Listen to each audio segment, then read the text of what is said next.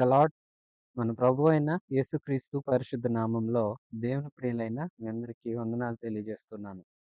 ఈ సమయమందు మనం హెబ్రీయులకు రాసిన పత్రిక 2వ అధ్యాయాన్ని ధ్యానం చేసుకుందాము. పౌలు మాట్లాడుతున్నాడు.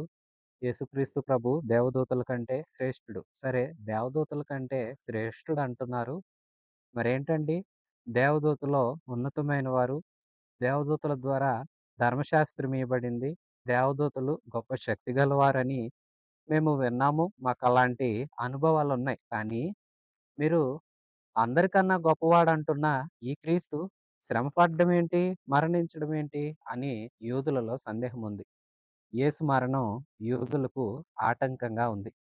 యూదులు ఆశపడిందేంటంటే యేసుక్రీస్తు ప్రభువు రాకడను వాళ్ళు మెస్సియాగా వస్తాడు, రాజుగా వచ్చి రాజ్యాన్ని ఏలతాడు అని మాత్రమే వారు అర్థం చేసుకున్నారు. అయితే రాజుగా రావడానికన్నా ముందు ఆయన అందరి పాపాల కోసం మరణించి అందరినీ రక్షించే ఒక లోక రక్షకుడుగా, లోక పాపాన్ని మోసుకొని పోయే ఒక గొర్రెపిల్లగా, లోకమందరి కోసం బలి అయ్యే ఒక బలి పశువుగా వచ్చి బలి అయ్యి తన బలి ద్వారా, త్యాగం ద్వారా, తన ప్రాణ త్యాగం ద్వారా చేసిన ఇట్టి గొప్ప యాగం ద్వారా అందరినీ రక్షిస్తాడు.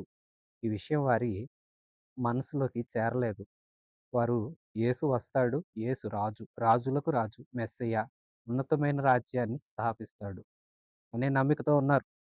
అయితే ఇక్కడ జరిగిందేంటి? యేసుక్రీస్తు ప్రభు వారు ఆశించినట్లుగా రాకుండా దేవదూతల్లా మానవుడిగా వచ్చాడు.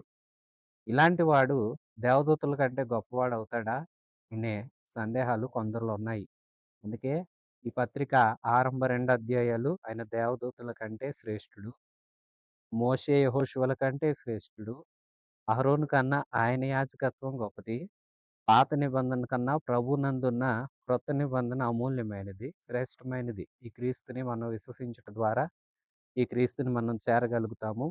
చేరి రక్షించబడతాము. రక్షించబడిన మనము ఈయన మనకు ఉన్నతమైన రాజ్యాన్ని ఇస్తాడు అనే దృక్పథంలో ఈ పత్రిక వ్రాయటం జరిగింది. ఇక వివరాలు 2వ అధ్యాయం మొదటి నుంచి. కావున మనము వినిన సంగతులను విడిచిపెట్టి కొట్టుకొని పోకుండానట్లు వాటి యందు మరి విశేష జాగ్రత్త కలిగి ఉండవలెను. ఆరంభంలోనే పౌలు గారు అంటున్నారు, విన్న సంగతులేవి విడిచిపెట్టొద్దు. విడిచిపెట్టిన వారు కొట్టుకొని పోతున్నట్లుగా ఉంటున్నారు. మనం అలాగుండకూడదు. విశేష జాగ్రత్త గలవారమై ఉండాలి. ప్రియశ్వాసులారా, వాక్యాన్ని వింటున్నాం కదా! విన్న వాక్యాలను పోగొట్టుకోకూడదు. వాటిని మనం విడిచిపెడితే మనం కొట్టుకొని పోయే స్థితిలో ఉంటాము. ఇక ఎటు కొట్టుకొని పోతామో ఎవరికి తెలుసు? గాలి కొన్ని నేలన పడి ఉన్న ఆకులు, కాగితాలు లాంటి వాటిని ఆ గాలి ఎటు వీస్తే అటు కొట్టుకొని పోతా ఉంటాయి అవి. వాటి గమ్యం తెలీదు. ఎక్కడ పడతాయో తెలీదు. ఎక్కడ ఆగుతాయో తెలీదు. సరే, ఆగిన చోట మరలా గాలి విసిరితే మరలా వెళ్ళిపోతాయి. అలా వాటి గతి ఏమైపోతుందో తుదకు ఏ నిప్పుల్లో పడతాయో, ఏ నీళ్ళల్లో పడతాయో తెలీదు. అలాగే మనం కూడా వాక్యాన్ని విని వదిలేస్తే మనం అట్టి స్థితిలోనే ఉంటాం. గాలి చేత చెదరగొట్టబడే పొట్టులాగా ఉంటారని దుర్మార్గులు, దుష్టులు, నీతిమంతులైతే నాటబడిన చెట్లులాగా, ఫలించే చెట్లలాగా ఉంటారని మొదటి కీర్తన మనం చదువుతాం కదా! యెహోవా ధర్మశాస్త్రమును దివారాత్రము ధ్యానించుచు దానిలో ఆనందించువాడు ధన్యుడు. అతడు నీటి కాలువల యొరన నాటబడినదై ఆకు వాడక తన కాలమందు ఫలమిచ్చు చెట్టులాగా ఉంటాడు. అతడు చేసేదంతా సఫలమవుతుందని లేఖనం సెలవిస్తుంది. మరి దుష్టులో అలాగునుండక గాలికి చెదరగొట్టబడే పొట్టులాగా ఉంటారని, వారి స్థితి గతి ఏమైపోతుందో న్యాయ విమర్శలో వారు గెలవరని మనం మొదటి కీర్తనలో చదువుతాము. ప్రియ విశ్వాసులారా, వాక్యాన్ని విని విడిచిపెడితే కొట్టుకుని పోబడే స్థితిలో ఉంటాము. విశేష జాగ్రత్త కలిగి ఉండాలి. వాక్యాన్ని భద్రం చేసుకోవాలి. సేవకులు మాట్లాడుతున్నప్పుడు అది నా కోసమే అనాలి.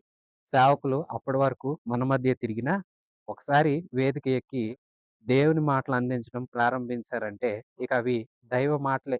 దేవుని మాటలుగా స్వీకరించాలి. సరిచేసుకోవాలి. విమర్శలు చేయకూడదు. సరే, దుర్బోధ విషయంలో జాగ్రత్తగా ఉండండి. కొందరు కేవలము వ్యాపారం కోసం అన్నట్లుగా, అలాగే సాతాను యొక్క మనసాక్షి గలవారై విశ్వాసుల్ని క్రీస్తు సరళత నుండి తప్పించే బోధలు కూడా ఉంటున్నాయి. వాటి విషయంలో వివేకం కలిగి ఉండాలి. ప్రభువుని సహాయం అడగాలి. ప్రభువే మనతో మాట్లాడాలి. నిలబడ్డ సేవకులు ఎట్టివారైనా వారికి చదువు, జ్ఞానం ఇతరితరమైనవి ఎంతున్నవో మనకు తెలీదు గానీ, మనం మందిరానికి వెళ్ళేటప్పుడే ఒక బోధ వింటున్నామంటే, వినే ముందే ఒక ప్రార్థన చేసుకొని రావాలి. ప్రియ ప్రభువా! నీవు నాతో మాట్లాడు. నిలిచేది ఎవరైనా సరే, నిలిచిన వారు ఎవరైనా కావచ్చు గాక. కానీ నాతో నీవు మాట్లాడాలి. నిలవబడిన వారు వ్యర్థమైనవేవి చెప్పకూడదు. నీ మాటలే అందించాలి అంటూ విశ్వాసులందరూ మంచి మనస్సాక్షితో ఒకే భావం కలిగి ఎప్పుడైతే ప్రార్థించుకొనొస్తారో, నిలబడ్డ వ్యక్తిని దేవుడు తన మహిమ కోసం వాడుకుంటాడు. సరే వినండి. వాక్యాన్నయితే మరొకండి. విడిచిపెట్టకూడదు. శ్రద్ధగా వినాలి. విశేష జాగ్రత్త కలిగి ఉండాలి. రెండవ వచనం. ఎందుకనగా దేవదూతల ద్వారా పలుకబడిన వాక్యము స్థిరపరచబడినందున ప్రతి అతిక్రమమును, అవిధేయతయు న్యాయమైన ప్రతిఫలం పొందియుండగా ఇంత గొప్ప రక్షణను మనం నిర్లక్ష్యం చేసిన యెడల ఎలాగ తప్పించుకొందుము? అట్టి రక్షణ ప్రభువు బోధించుట చేత ఆరంభమై, దేవుడు తన చిత్తానుసారముగా సూచక క్రియల చేతను, మహత్కార్యముల చేతను, నానా విధములైన అద్భుతముల చేతను, వివిధములైన పరిశుద్ధాత్మ వరములను అనుగ్రహించుట చేతను, వారితో కూడా సాక్ష్యమిచ్చుచుండగా, వినువారి చేత మనకు దృఢపరచబడెను. ప్రియవిశ్వాసులారా, గ్రంథకర్త ఇలాగ అంటున్నాడు. ఎందుకంటే మనం వాక్యాన్ని విడవకూడదు. ఎందుకు విడవకూడదంటే, దేవదూతల ద్వారా పలకబడిన దేవుని మాట. ప్రియ విశ్వాసులారా, దేవుని మాటలు అందించబడినప్పుడు దేవదూతల యొక్క కార్యము ఎంతో ఉందని పాత నిబంధన భక్తులు, యూదులు ఎంతగానో విశ్వసిస్తారు. వాస్తవానికి బైబిల్ గ్రంథంలో అలాంటి వివరాలు లేవు. అయితే ధర్మశాస్త్ర ప్రధానమప్పుడు దేవదూతల కార్యం కూడా ఎంతో ఉందని, వారు కూడా ఆ సందర్భంలో ఉన్నారని చెప్పుకుంటారు. వారదే నమ్ముతారు. దేవదూతల ద్వారా వాక్యం పలకబడిందని, అది స్థిరంగా ఉందని వారు నమ్ముతారు. అంతేకాదు, సరే ఇప్పుడు ఇవ్వబడిన ధర్మశాస్త్రం సంగతి చూడండి. ధర్మశాస్త్రం స్పష్టం. ఏం చెప్తుంది?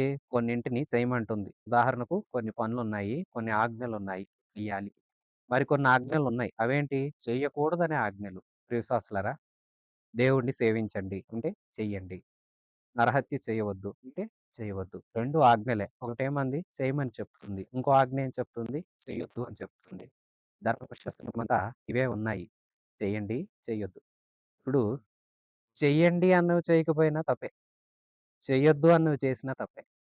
ఈ తప్పు వలన, అతిక్రమం వలన, అవిధేయత వలన శిక్ష, ప్రతిఫలం ఉంటుంది. ధర్మశాస్త్రాన్ని అతిక్రమిస్తే మరణశిక్ష. ప్రియ విశ్వాసులారా, సరే దేవదూతలనే వారి చేత పలకబడిందో, లేదా ఆ ధర్మశాస్త్రం దయచేయబడిన అక్షరార్థమైన ఆ ధర్మశాస్త్రాన్ని మీరితేనే అంత శిక్ష, అంత ఖచ్చితమైన ప్రతిఫలం, మరణ శాసనం అన్నప్పుడు, ఇట్లుండగా ఇంత గొప్ప రక్షణ మనం నిర్లక్ష్యం చేస్తే మనం ఎలా తప్పించుకుంటాం? అంటే యూదులారా, మీరు నమ్మిన ధర్మశాస్త్రం ఉందే, దానిలో ఒకటి చేయకపోయినా మీకు శిక్ష అని మీకు తెలుసు కదా! అక్షరార్థమైన ధర్మశాస్త్రమే శిక్షిస్తుంది అని తెలిసినప్పుడు, రక్షకుడైన యేసుక్రీస్తుని తిరస్కరిస్తే శిక్ష కలగదా? ఈ రక్షణ చాలా గొప్పది. ఇది ప్రభువు మనకు బోధించడం ద్వారా ఆరంభమైంది. తన చిత్తానుసారంగా సూచక్రియలు చేశాడు, మహత్కార్యాలు చేశాడు, నానా విధాలైన అద్భుతాల చేత వివిధములైన పరిశుద్ధాత్మ వరాల వలన అనుగ్రహించబడుతుంది. అనేకులు నిలిచారు, సాక్షులుగా ప్రకటించారు. ఇలా ప్రకటించడం ద్వారా ఈ రక్షణ మనకు దృఢ నిశ్చయాన్ని అనుగ్రహిస్తుంది. ప్రియ విశ్వాసులారా, యేసుక్రీస్తు ప్రభువు తానే భూమి మీదకి శరీరుడుగా వచ్చాడు. ఎన్నో విషయాలు బోధించాడు.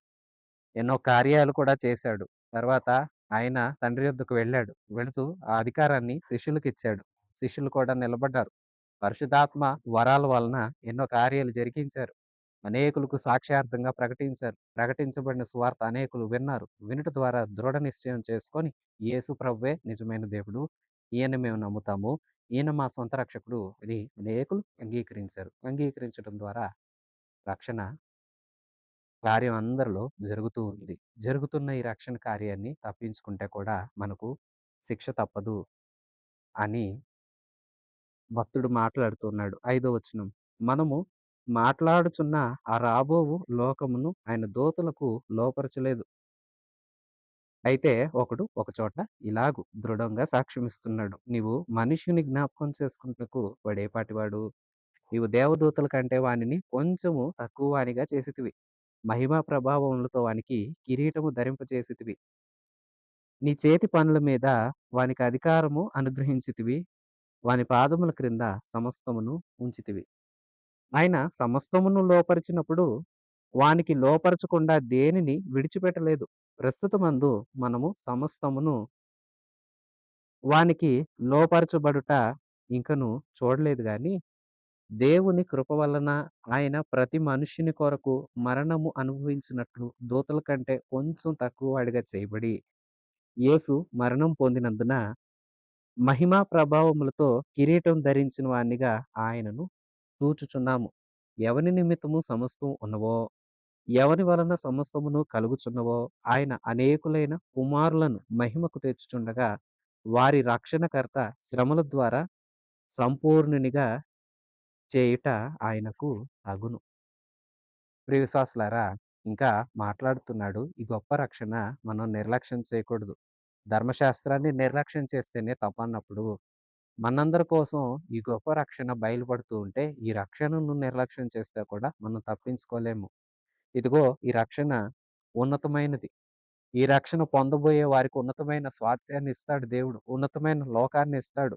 ఈ లోకం దూతలకు ఇస్తానని ఎక్కడా చెప్పలేదు. తన ప్రియ కుమారుని ద్వారా ప్రియ కుమారుని యందు విశ్వసించిన వారందరికీ ఆ లోకము వాగ్దానం చేయబడింది. ఒకరు ఒక చోట ఇలాగ దృఢంగా సాక్ష్యం ఇస్తున్నాడు. ఇక్కడ భక్తుడు కీర్తనల గ్రంథం 8వ కీర్తన 4, 5 వచనాలను ఉదహరిస్తున్నాడు. ఇక్కడ నీవు మనిషిని జ్ఞాపకం చేసుకొనటానికి నరుడు ఎలాంటివాడు, ఏ పాటివాడు? కొంచెం తక్కువ వానిగా చేశావు దేవదూతల కంటే. మహిమా ప్రభావాలను నువ్వు వానికి కిరీటంగా ధరింపచేసితివి. నీ చేతి పనుల మీద అధికారము అనుగ్రహించావు. వాని పాదముల క్రింద సమస్తాన్ని ఉంచావని అక్కడ రాయబడి ఉంది. యేసుక్రీస్తు గురించి ఇక్కడ ఆ మాటలు ఉదహరిస్తూ మాట్లాడుతున్నాడు పౌలు. ప్రియ విశ్వాసులారా, చూడండి, యేసుక్రీస్తు ప్రభువు శరీరుడిగా వచ్చాడు. శరీరమందు ఆయన జన్మించాడు. సాధారణమైన మానవునిగా మనం ఎలాగున్నామో, మన శరీర రూపం ఎలాగుందో, మన శరీరంలో ఎలాంటి క్రమము, క్రియలు ఉన్నాయో ఆయన కూడా అలాంటి అలాగే వచ్చాడు. ఆయన దేవత్వం అంతా, ఉన్నతమైన మహిమనంతా పరలోకమందే విడిచిపెట్టి సాధారణమైన మనిషిగా ఆయన ఈ భూమి మీద జన్మించాడు. జన్మించిన ఈ దేవుడు యేసునామ దేవుడిగా వచ్చాడు. వచ్చినప్పుడు ఆయన్ని మనం ఇక్కడ కీర్తనలో చెప్పబడ్డట్లుగా మహిమా ప్రభావాలతో అలంకరించబడడం మనం చూడలేదు. అయితే ఆయన మహిమ స్వరూపి కాడా అంటే ఆయన మహిమ స్వరూపియే. ఆయన మరణం నొందాడు. శిలువ మరణం నొందాడు. మనందరి కోసం చనిపోయాడు. చనిపోయిన ప్రభు తిరిగి లేచాడు. తిరిగి లేచుట ఆయన పునరుత్థానాన్ని చూడగా, పునరుత్థానుడైన ఆ యేసుక్రీస్తు ప్రభు అన్నింటి మీద ఆధిపత్యం గలవాడై, ఆయన మత్తయి సువార్తలో చెప్తారు, నాకు ఇహమందును, పరమందును సర్వ అధికారాలు ఇవ్వబడ్డాయి. నేను యుగ సమాప్తి వరకు మీతో ఉన్నాను. మీరు వెళ్ళండి. అందరికీ సువార్త చెప్పండి. నమ్మిన వారికి బాప్తిస్మం ఇవ్వండి. నమ్మిన ప్రతివాడు రక్షించబడతాడు. నమ్మని వానికి శిక్ష విధించబడుతుంది అని శిష్యులకు ఆజ్ఞ ఇచ్చి తండ్రి యొద్దకు మహిమతో వెళ్ళాడు ప్రభు. మహిమా స్వరూపి తండ్రి కుడిపార్శ్వమందు ఉన్నతమైన లోకమందు మహామహుడగు దేవునితో ఆయన కుడిపార్శ్వమందు ఆసీనుడై ఉన్నాడు. మహిమా ప్రభావాల చేత అలంకరించబడ్డాడు. ఆయన నరరూపిగానే జన్మించాడు. దూతల కంటే కొంచెం తక్కువ వానిగా నువ్వు మనిషిని చేశావు అని కీర్తనల గ్రంథంలో సెలవిస్తున్నట్లే, యేసుక్రీస్తు ప్రభు పరిమిత కాలం వరకే, ఒక 33.5 సంవత్సరాల వరకే మహిమనంతా విడిచిపెట్టి మనిషి శరీరం ధరించుకున్నాడు. అయితే ఆయన దేవుడు, దూతల్ని కలగచేసింది ఆయనే. కానీ తాత్కాలికంగా కొద్ది కాలం పాటు. ఎందుకంటే అనేకులైన వ్యక్తుల్ని కుమారులుగా తీసుకురావాలని, కుమారులుగా స్వీకరించాలని, ఆ కుమారులకి మహిమనివ్వాలని ఆశపడ్డాడు గనక, ఆశపడ్డ దేవుడు తన కుమారుణ్ణి కొన్ని శ్రమల ద్వారా నడిపించాడు. సంపూర్ణునిగా చేయుటకు కొన్ని శ్రమల ద్వారా చేయటానికి ఆయన ఇష్టపడ్డాడు. తండ్రి అలాగ జరిగించాడు. ప్రియ విశ్వాసులారా, యేసుక్రీస్తు ప్రభు తాత్కాలికంగా మహిమను విడిచిపెట్టి, దేవదూతల కంటే తక్కువ వాడైన మనిషి యొక్క శరీరాన్ని, ఆకారాన్ని ధరించుకొని మనందరి కోసం ఎందుకింత ప్రాణత్యాగం చేశాడంటే, అనేకులను తన మహిమకు వారసులుగా చేయాలని తన మహిమను విడిచిపెట్టి, తాను చేత కలగజేయబడిన దూతల కంటే కొంచెం తక్కువ వాడిగా. ఎందుకంటే మనిషి కంటే దూత ఇప్పుడు తక్కువ వాడిగా ఉన్నాడు. రేపు యేసుక్రీస్తు వచ్చిన మీదట మనుషులందరూ మహిమ శరీరాలతో ఎవరైతే ప్రభువునందున్నారో, ప్రభువుకి ఇష్టలుగా జీవించారో, ప్రభువు యొక్క వధువు సంఘంగా సిద్ధపరచబడ్డారో, సిద్ధపరచబడిన వారందరూ పరలోక రాజ్యానికి వెళ్ళినప్పుడు, దేవుడిని కలుసుకున్నప్పుడు, అందరూ మహిమ శరీరాలతో ఉన్నప్పుడు, దేవదూతల కంటే ఉన్నతమైన అధికారం మనుషులకే ఇస్తాడు. ఇప్పుడు మహిమ లేదు. మట్టి శరీరాలతో ఉన్నాం గనక దేవదూతల కంటే తక్కువగా కనిపిస్తూ ఉన్నాము. కానీ ఒకానొక దినాన తనతోటి సమానత్వపు మహిమను, ఉన్నతమైన ఆధిక్యతను ప్రభు అందరికీ అనుగ్రహించు ఆ శుభవేళ మనం కూడా ఉన్నతమైన మహిమకు పాత్రులమవుతాం. ఈ మహిమకు అందరినీ పాత్రులు చేయాలని ఆశించిన ప్రభువు తాను కూడా తన మహిమను విడిచాడు. దేవదూతల కంటే కాస్త తక్కువగా చేయబడ్డాడు. అందుకని మీరాయన తక్కువవాడని, ఆయన ఒట్టివాడని, ఆయనలో ఏమీ లేదని మీరు అభ్యంతర పడుతున్నారా? యూదులకు అభ్యంతరం కలిగింది. కారణం ఏంటంటే, మేమేమో రాజును ఊహించుకుంటే, ఈయనేంటి రావటం ఏంటి? దేవుడైతే చనిపోవడం ఏంటి? ఇలాంటి ఆలోచన వారికి కలిగింది. కానీ యేసుక్రీస్తు ప్రభువు చనిపోవడం వెనక, చనిపోయి పాతిపెట్టబడి, సమాధి చేయబడి, మరలా మూడో దినాన తిరిగి లేవటం వెనకాల ఉన్న ఆంతర్యం ఏంటంటే, అందరినీ రక్షించాలని, అందరినీ తనతో సమానులుగా చేయాలని, అందరి పాపం పోగొట్టాలని, పాపం పోగొట్టడానికి, పరిశుద్ధ రక్తం చిందించటానికి ఆయన వచ్చాడు. 11 వచనం. పరిశుద్ధ పరచువానికిని, పరిశుద్ధ పరచబడు వారికిని అందరికీ ఒకటే మూలము. ఈ హేతువు చేతను వారిని సహోదరులని పిలుచుటకు ఆయన సిగ్గుపడక, నీ నామమును నా సహోదరులకు ప్రచురపరతును, సమాజము మధ్యను నీ కీర్తిని గానము చేతును అనెను. మరియు నేనాయనను నమ్ముకొని యుందును అనియు, ఇదిగో నేనును దేవుడు నాకిచ్చిన పిల్లలు అని చెప్పుచున్నాడు. ఈ యేసుక్రీస్తు ప్రభు పరిశుద్ధ పరిచే దేవుడు. ఆయన పరిశుద్ధుడు. ఇప్పుడు అందరినీ పరిశుద్ధ పరచడానికి ఆయన భూమి మీదకొచ్చాడు. విశ్వాసులారా, మనం మనం లోకంలో ఉన్నప్పుడు మన స్థితి పాపపు స్థితి. క్రీస్తులోనికి వచ్చాక మన స్థితి పరిశుద్ధతా స్థితి. పరిశుద్ధపరిచే దేవుడు ఆయన. పరిశుద్ధపరచబడే వారు మనం. ఎందుకు పరిశుద్ధుడైన దేవుడు మనల్ని పరిశుద్ధపరుస్తున్నాడంటే, తనతో కూడా ఉన్నతమైన స్థానంలోనికి నిలబెట్టడానికి. ఆయన మనల్ని సోదరుడిగా అని పిలవటానికి సిగ్గుపడట్లేదు. ఆయన సోదరుడా అంటున్నాడు, చెలికాడా అంటున్నాడు. ప్రియ విశ్వాసులారా, నీకు నాకు అలా పిలిచే అర్హత లేదు. ఆయన అంత అర్హత ఉన్నవాడు కూడా మనల్ని తన తోడివారిగా ఎంచుకోవడానికి ఇష్టపడ్డాడు. ఇష్టపడిన ఈ దేవుడు తన మహిమనంతా విడిచిపెట్టాడు. ఏమిటి, ఈయన మీకు దూతల కన్నా తక్కువ వాడిగా కనిపిస్తున్నాడా? తన మహిమను విడిచి ఏదో మీ కన్నుల ముందు కొద్ది కాలం పాటు నరావతారిగా మీకు కనిపించినంత మాత్రాన ఈయన ఉన్నతమైన ఔన్నత్యాన్ని మీరు మర్చిపోతున్నారా? అంటూ దేవదూతల కంటే ఈయన ఎంత శ్రేష్ఠుడో తెలియచేయడానికి ఈ మాటలన్నీ ప్రయోగిస్తూ ఉన్నాడు. ఆయన సిగ్గుపడలేదు. 22వ కీర్తన 22వ వచనం. అలాగే యెషయా గ్రంథం 8వ అధ్యాయం. అందులో యెషయా తన బిడ్డలను గురించిన పలికిన సందర్భాలను ఇక్కడ ఉదాహరణగా తీసుకొని, యేసుక్రీస్తు ప్రభువు మనల్ని సోదరులుగాను, తన తోడి వారసులుగాను నిలబెట్టుకోవడానికి ఆయన ఇష్టపడ్డాడు. 14 వచనం. కాబట్టి ఆ పిల్లలు రక్త మాంసములు గలవారైనందున ఆ ప్రకారమే మరణము యొక్క బలము గలవానిని అనగా అపవాదిని మరణము ద్వారా నశింపచేయుటకును, జీవితకాలమంతయు మరణ భయము చేత దాస్యమునకు లోబడిన వారిని విడిపించుటకును ఆయన కూడా రక్త మాంసములలో పాలివాడాయను. ఆయనే దేవాది దేవుడే మన కోసం వచ్చాడు. మిగతా వారు యూదులు ఏ యోధ జాతి నుండి ప్రభు వచ్చాడో ఆ యూదులందరూ రక్తమాంసాలు గలవారు, మానవులు. ఈ మానవుల యొక్క రక్షణ కోసం ఆయన కూడా మనిషి అయ్యాడు. మరణం యొక్క బలం గల అపవాదిని మరణం ద్వారా నశింపచేయటానికి, అంటే మరణాన్ని మరణంతోనే ఓడించటానికి, మరణ శాసనాన్ని మరణంతోనే రద్దు చేయటానికి. అపవాది ఏ భయాన్నైతే మనుషుల్లో కలిగించాడో, అపవాది ధర్మశాస్త్రాన్ని చేయకుండా మనుషులను ఆకర్షిస్తాడు, శోధిస్తాడు. ధర్మశాస్త్రం ఏదైతే చెప్తుందో దానికి వ్యతిరేక దిశగా మనిషిని నడిపిస్తాడు. నడిపించడమే కాదు, నడిపించే ఆ మనిషిని ఎప్పటికీ దేవుడికి దగ్గర కాకూడదని తానేం చేస్తాడంటే, ధర్మశాస్త్రానికి వ్యతిరేక దిశలో తీసుకువెళ్ళి, శోధించి, శోధనలో చిక్కబడిన వారే పాపం చేసేవారుగా మారుస్తాడు. పాపం చేసిన వారందరికీ మరణ భయం కలుగుతుంది. మరణ భయం అబ్బుతుంది. ఎప్పుడైతే వారు మరణంతో ఇక భయపడతారో, ఎందుకంటే ఈ మరణ భయం ఎందుకొచ్చిందంటే పాపం చేయడం ద్వారా వచ్చింది. ఈ పాపం ఎందుకు చేశారంటే, అది శోధించాడు. శోధించాడు గనక ఈ మరణ భయానికి అందరూ లోనైపోయారు. ఇప్పుడు ధర్మశాస్త్రం మేము పాటించలేదు. పాటించకపోవడం వల్ల మా అందరికి మరణశిక్ష వచ్చిందని, జీవితకాలం అంతా ఏం జరుగుతుందో అని భయపడే వారందరిని భయం నుంచి విడిపించడానికి ఆయన కూడా రక్తమాంసాలలో పాలివాడయ్యాడు. మన సహోదరుల వంటివాడిగా మారాడు. యూదులు తన జాతి తను ఏ జాతినైతే నా స్వకీయ సంపాద్యం అన్నాడో, ఆ సంపాద్యంగా పిలువబడ్డ ఆ జాతి అంతా ఎలాంటి శరీరాకారాన్ని కలిగి ఉన్నారో అలాంటి వాడిగా జన్మించాడు. 16వ వచనం. ఎలయనగా ఆయన ఎంత మాత్రమును దేవదూతల స్వభావమును ధరించుకొనక అబ్రహాము సంతాన స్వరూపమును ధరించుకొన్నాడు.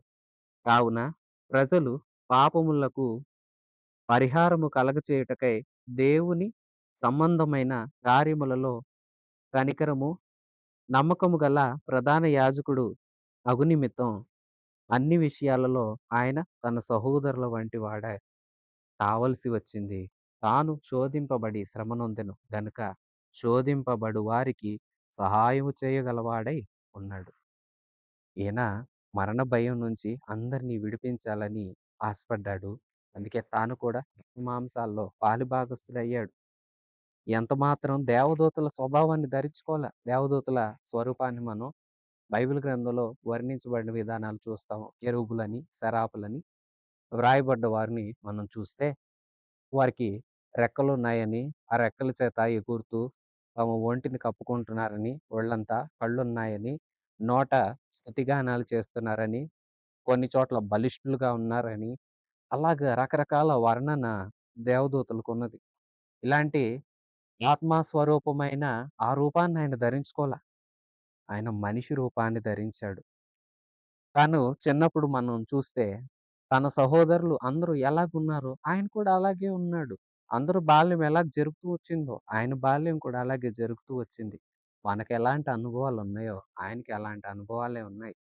దారిద్ర్యము, నిరుపేద స్థితి ఎలా ఉంటుందో ఆయనకు కూడా తెలుసు. ఎలాంటి కష్టాలు మనిషి సంపాదించుకోవడానికి, తిండి తినడానికి పడతారో అవన్నీ ఆయన కూడా అనుభవపూర్వకంగా అన్నీ అనుభవించాడు. ఎందుకంటే ఆయన ప్రతిదాన్ని జయించాడు. శోధించబడ్డాడు, శ్రమ పొందాడు. కానీ గనుక శోధింపబడే వారికి సహాయం చేస్తాడు. ప్రభువు తాను సేవ పరిచర్య ప్రారంభిస్తున్న ఆరంభ కాలంలోనే సాతాను చేత శోధించబడ్డాడు. సాతాను సులువైన మార్గం తెచ్చిపెట్టాడు. ఒకసారి అన్నాడు, "నీకు శక్తి ఉంది కదా! నీ వలన అద్భుతాలు జరుగుతాయి కదా! ఇదిగో ఈ రాళ్ళను రొట్టెలుగా మార్చుకో, ఆకలి తీర్చుకో." అంటే నీవు ఉపవాసించి దేవుణ్ణి ప్రశంసింప చేయవలసిన అవసరం ఏముంది? నీకు ఉపవాసం చేయాల్సిన అవసరం ఏముంది? నీ నోటి మాట చేత కదా అంతా కలిగింది. ఇదిగో ఈ రాయిని రొట్టెగా చెయ్యి. నీకు అసాధ్యమా? అని తన శక్తిని చూపించి ఉప్పొంగ చేసి దేవునికి దూరస్తుడిగా అంటే తన కార్యము ఆరంభంలోనే వెనక పడేలాగా చేయాలనుకున్నాడు. దేవుడు శోధనను ఎదుర్కొన్నాడు. అంతేకాదు రాజ్యపు వైభవాలన్నింటినీ చూపించాడు. సిలువను ఎక్కాల్సిన అవసరం ఏముంది? నాకు నమస్కారం చెయ్యి. అంతా నేనిచ్చేస్తా అన్నాడు. అలాగే సిలువకు సమీపమవుతున్న దినాల్లో కూడా పేతురులోకి ప్రవేశించి పేతురుకు దేవుడు కలగబోతున్న శ్రమలు చెప్తూ ఉంటే పేతురు రూపంలో అది నీకు దూరం అగును గాక అంటంటే దేవుడు అంటారు యేసు ప్రభు సాతానా నా వెనక్కి పో. ఎందుకన్నారంటే సిలువను తప్పించడానికి రకరకాల ప్రయత్నాలు చేశాడు సాతాను. ఎందుకంటే ఆయన శ్రమ నొందితే శోధించబడే అందరికీ ఆయన సహాయం చేస్తాడు. అయితే ఆయన శోధించబడ్డాడు. కానీ శోధనలో పడిపోలేదు. ప్రతిదాన్ని ఎదుర్కొన్నాడు. ఇప్పుడు నీకు నాకు సహాయం చేస్తాడు. ఈయన దేవదూతల కంటే శ్రేష్ఠుడు. దూతలకు లేదు వాగ్దానం చేయబడలేదు. దూతలకు రాజ్యం ఇస్తానని దేవుడు చెప్పలా. ఈయన కుమారుని ద్వారా మనకిస్తానని చెప్పాడు. దూతలకు గొప్ప గొప్ప అర్హతలు, ప్రాముఖ్యతలు ఇస్తానని చెప్పలేదు. తన కుమారుని ద్వారా వాగ్దానాలన్నీ అదిగో అలనాటి ఇశ్రాయేలు ప్రజలకి, యూదులకి, మనకు దయచేయబడ్డాయి. దేవాది దేవుడు యూదులను ప్రేమించాడు. వారాయన మాటను విననొల్లని సమయాలలో వారిని తాత్కాలికంగా పక్కన పెట్టి మనకు ఆహ్వానాన్ని అందించాడు. ఈ ఆహ్వానాన్ని మనం పొందుకున్నాం. యేసు దగ్గరకొచ్చాం. వాగ్దానాలన్నీ ఆయన ద్వారా మనం అనుభవించగలుగుతాము. అన్నీ మనకు ఇస్తూ ఉన్నాడు. ప్రశస్తమైన కార్యాలు మన జీవితాల్లో జరిగిస్తున్నాడు. ఈయనకు శోధన అంటే ఎలా ఉంటుందో తెలుసు. మనకు సహాయం చేయగలడు. ఈయన రక్తమాంసాల్లో పాలి భాగస్థుడయ్యాడు. మన అనుభవాలన్నీ తెలుసు. మన శరీరపు తత్వం ఎట్లా ఉంటుందో, మన పరిస్థితులు ఎలా ఉంటావో అన్నింటి యందు అవగాహన ఉన్న దేవుడు. ఈయన దూతల కంటే శ్రేష్ఠుడు. అలాగని దూతల కన్నా తక్కువ వాడిగా ఉన్నాడు అనుకుంటున్నారా? ఇది కొద్ది కాలం వరకే. ఆ ఉండటం కూడా, ఆ కొద్ది కాలం కూడా మనుషులందరినీ మహిమ స్వాస్థ్యంలోనికి చేర్చడానికి కోసం వచ్చాడు. మనుషులందరికీ మహిమనివ్వటం కోసం వచ్చాడు. మనుషులందరినీ తన తోటి సహోదరులుగా, ఎందుకంటే ఆయన దేవుడు. ఏ మనిషి ఆయన్ని దగ్గరికే చేరుకోలేరు. అలా దగ్గరికే చేరుకోలేని వారందరినీ సహోదరులుగా, తన తోడివారిగా నిలబెట్టుకునే అంత దగ్గరకు తీసుకోవాలని ఆయన తన మహిమను విడిచి ఈ భూమి మీదకు వచ్చాడు. దూతల కంటే శ్రేష్ఠుడు ఈయన. ఈయన రక్షణ. ఈయన నందు విశ్వాసం ఉంచుట ద్వారా రక్షించబడతాము. ఈయనని ప్రభువని ఒప్పుకొని ప్రతి పాపాన్ని విడిచిపెట్టి, ప్రభువా నన్ను క్షమించు అని ఆయన పాదాలు పట్టుకొని, కనికరించమని వేడుకొని, మన మనస్సును మనం మార్చుకొని, ఆయనకి ఇష్టంగా బ్రతకనుద్దేశిస్తే, ఈ యేసుక్రీస్తు ప్రభు తన కృప ద్వారా మనల్ని రక్షిస్తాడు. రక్షించబడిన మనము ఆయనతోటి వాగ్దానాలకు, ఆయన చేసిన వాగ్దానాలకు, ఆయన ఇచ్చే రాజ్యానికి వారసులమవుతాం. ఆయనతో కూడా యుగయుగాలు కలుపుకుంటాము. ఇంత గొప్ప రక్షణ నిర్లక్ష్యం చేస్తే తప్పించుకోలేము. ధర్మశాస్త్రం మీరితే ఎలాగు యోధులు శిక్షకు పాత్రులయ్యారో, అతిక్రమానికి తగిన ప్రతిఫలాన్ని వారు ఎలాగ పొందుకోవాల్సి వచ్చిందో, ఈ యేసుక్రీస్తు ప్రభు దేవదూతల కంటే అతి శ్రేష్ఠుడు, గొప్పవాడు, అన్నింటిపైన ఆధిపత్యం ఉన్నవాడు, అన్నింటికి వారసుడిగా, అన్నింటి మీద హక్కుదారుడిగా నియమించబడ్డవాడు, ఉన్నత లోకమందు మహామహుడగు దేవునితో కూడా ఆయన కుడిపార్శ్వమందు కూర్చున్నవాడు, సర్వశక్తివంతుడు, సంస్థాన్ని జయించిన దేవుడు, శోధింపబడి శోధనలో పడిపోకుండా శ్రమ నొందినప్పటికీ శ్రమలన్నిటినీ సహించి శోధనలన్నింటినీ జయించి మనందరికీ సహాయం చేయ సిద్ధముగా ఉన్న ఈ యేసుక్రీస్తు ఇచ్చు రక్షణను నిర్లక్ష్యం చేయకూడదు. నిర్లక్ష్యం చేస్తే తప్పించుకోలేము. రక్షించబడిన విశ్వాసులారా, మీలో ఏర్పాటు అయిన, మీలో కార్యసాధకమైన రక్షణ కార్యాన్ని యేసుక్రీస్తు దినం వరకు, ప్రభు వచ్చి మనల్ని ఆయనతో తీసుకుని వెళ్ళే వరకు మనలో అది కొనసాగించాలి. దినదినము పరిశుద్ధతగా మనం ఎదగాలి. దినదినం మన రక్షణ వస్త్రాన్ని కాపాడుకోవాలి. మలినం చేసుకోకూడదు. రక్షణను నిర్లక్ష్యం చేయకూడదు, పోగొట్టుకోకూడదు. ప్రియ సహోదరి సహోదరులారా, ఇంకను రక్షింపబడకున్న వారులారా, ఇదే అనుకూల సమయము, ఇదే రక్షణ దినము. రండి, ప్రభువు దగ్గరికి వచ్చి మీ పాపాలు ఒప్పుకొని, ప్రభు పాదాలు పట్టుకొని కన్నీటితో మీరు ప్రార్థించి యేసుక్రీస్తుని మీ సొంత రక్షకుడిగా అంగీకరించండి. మీ మనసు మారాలి. మీ క్రియలు మారాలి. మారిన క్రియలకు, మారిన మనస్సుకు సాదృశ్యంగా మీరు బాప్తిస్మం పొందండి. పరిశుద్ధాత్మ వరం అనుగ్రహించబడుతుంది. ఆ వరము ద్వారా, పరిశుద్ధాత్మ దేవుని ద్వారా సర్వసత్యంలోనికి నడిపించబడతాము. క్రీస్తుకు, ఆయన రాకడకు తగినట్లుగా మనల్ని సిద్ధపరుస్తాడు పరిశుద్ధాత్మ దేవుడు. దేవుడు అలాగూ సిద్ధపరుస్తూ ఉంటుండగా, తన వాక్కులు బోధిస్తూ ఉంటుండగా, విన్న ఏ వాక్యాన్ని విడిచిపెట్టి కొట్టుకుని పోయే వారముగా మనం ఉండకుండా విశేష జాగ్రత్త గలవారమై వాక్యం అంతటిని మన హృదయాలలో భద్రపరుచుకుందాము. ప్రభు అలాంటి కృప మనందరికీ అనుగ్రహించును గాక. ఆమెన్. మన ప్రభు అయిన యేసుక్రీస్తు కృప, తండ్రి అయిన దేవుని పరమ ప్రేమ, పరిశుద్ధాత్మ దేవుని సన్నిధి సహవాసం మనందరికీ సదాకాలం తోడై ఉండి నడిపించును గాక. ఆమెన్. God bless you.